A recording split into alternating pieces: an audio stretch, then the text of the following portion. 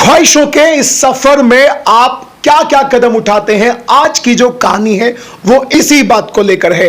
तो आइए दोस्तों, आज की सच्ची घटना को सुनाने के लिए मैं आपको सबसे पहले लेकर चलता हूं पश्चिम बंगाल के दिनाजपुर में, जहां पर हमारी आज की कहानी का जो मेन कैरेक्टर है उसका नाम है समर घोष।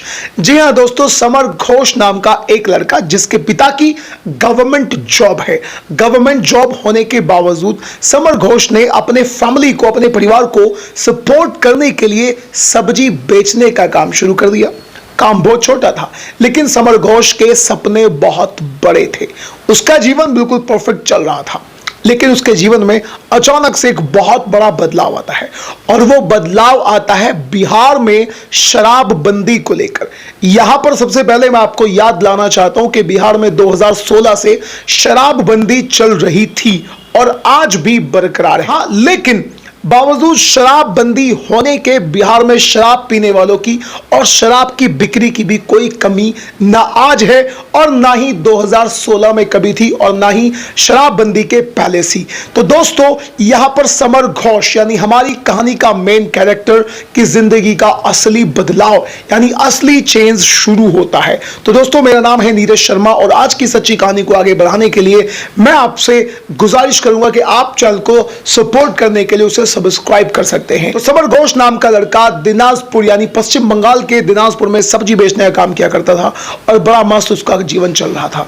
लेकिन अचानक से उसकी मुलाकात शराब के कुछ तस्करों से होती है। वो तस्कर जो उसे कुछ पैसों का लालच देकर अपनी तरफ अट्रैक्ट कर लेते हैं, एंड यूजुअली पैसे के लालच में जो समर घोष है वो उन तस्करों की तरफ आकर्षित भी हो जाता है और वो दोस्तों उनके साथ काम करना शुरू कर देता है।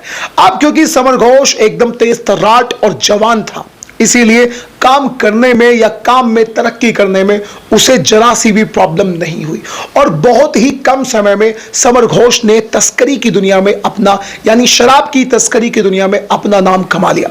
उसके पास रुपया, पैसा और बड़े बड़े तस्करों से जान पहचान, हर चीज की कोई कमी नहीं रह जाती है। लेकिन दोस्तों, पैसा आने के बाद पैसे को खर्च कहां कैसे करना है, इस बात का भी समर घोष ने बड़े अच्छे से अंदाजा लगा लिया था। करोड़पति बनने के बाद समर घोष के दिलो दिमाग में एक दिन सपना आता है, एक दिन एक ख्याल आता है कि क्यों ना इस जिंदगी में एक बार एरोप्लेन से कहीं जाया जाए। आम लोगों के मन में इस टाइप के ख्याल आना कोई ज्यादा बड़ी बात नहीं है, किसी के भी मन में इस टाइप का ख्याल आ सकता है जिसके पास पैसा है कि एक बार जिंदगी में अगर एरोप्लेन में यात्रा कर ली जाए तो क्या प्रॉब्लम है। तो दोस्तों, इसी ख्याल को अपने दिमाग में रखते हुए सिलीगुड़ी के बागडोरगा से समर घोष नाम के इस लड़के ने एक फ्लाइट में अपना रिजर्वेशन कराया और यह फ्लाइट में रिजर्वेशन करने के बाद दिल्ली तक की यात्रा उसमें कर लेता है।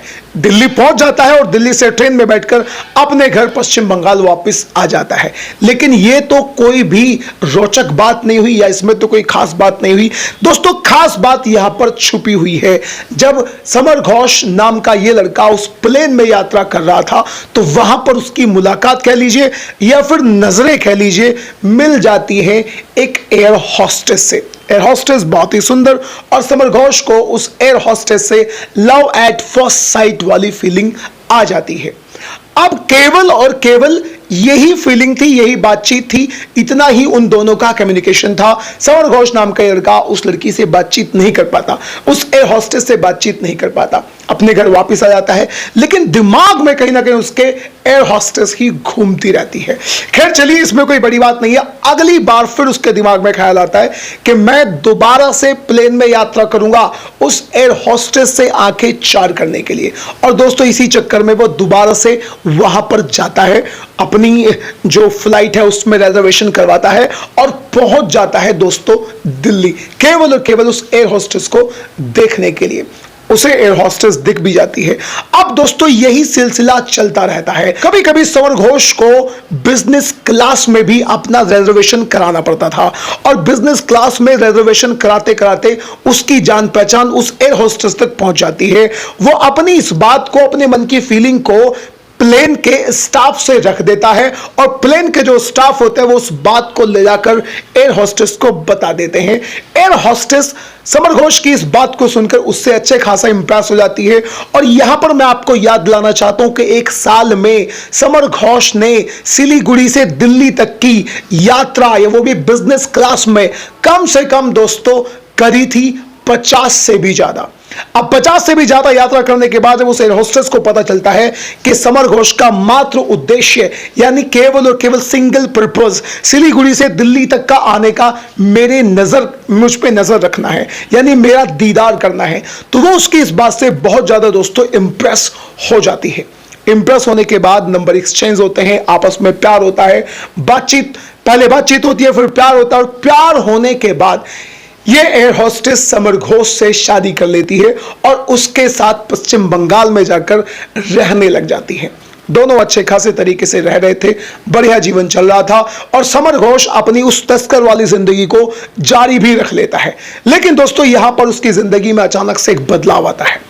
अब क्योंकि समर घोष एक था तो तस्कर ही, वो भी शराब का तस्कर। शराब की तस्करी में समर घोष का नाम इतना ज्यादा फैल चुका था कि एरिया यानी बिहार, जहां पर वो शराब की तस्करी किया करता था, बिहार पुलिस में उसके नाम दर्ज पहले ही हो चुके थे, वो भी एक केस में नहीं कई केस में। क्योंकि समर घोष के शराब वाले ट्रक कई बार पकड़े गए थे, लेकिन समर घोष हमेशा बच जाता था।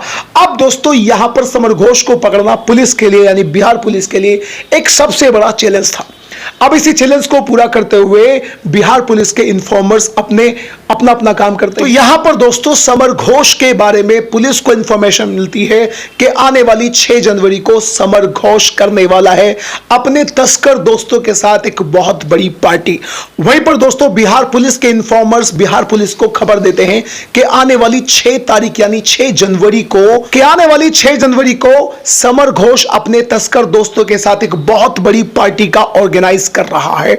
और वहीं पर दोस्तों 6 जनवरी को जाकर बिहार पुलिस वहां पर अपना जाल फैला देती है और अपने जाल में फंसा लेती है समर घोष को। अब दोस्तों समर घोष को थाने ले आया जाता है, उससे पूछताछ की जाती है और वो इस पूछताछ में बताता है कि मैंने रुपया तो बहुत कमाया है, लेकिन अपनी इनकम का एक बहुत बड़ा हिस्सा तो मैंने सिलीगुड़ी से दिल्ली जाकर ही खत्म कर दिया है, मोहब्बत में खत्म कर दिया है। तो दोस्तों यहां पर बात आती है कि जो एयर होस्टेस यानी समर घोष की वाइफ थी, अब उसकी जिंदगी का क्या होगा, क्योंकि समर घोष को दोस्तों हो चुकी है जेल। वो कब छुड़ेगा कब नहीं छुड़ेगा इस बारे में अभी तक कोई किसी टाइप की इंफॉर्मेशन नहीं है।